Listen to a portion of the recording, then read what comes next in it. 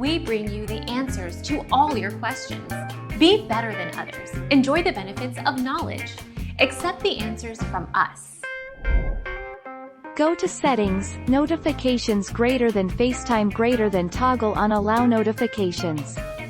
Then look at Sounds, Settings, Notifications greater than FaceTime greater than Sounds, and select your ringtone preference.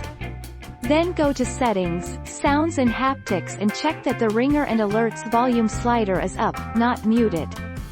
Finally, restart your iDevice. Our mission is to provide accurate answers. We think without knowledge, it is impossible to live a balanced life.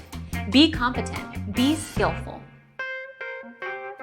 Thank you for watching. Don't forget to subscribe and hit the bell notification.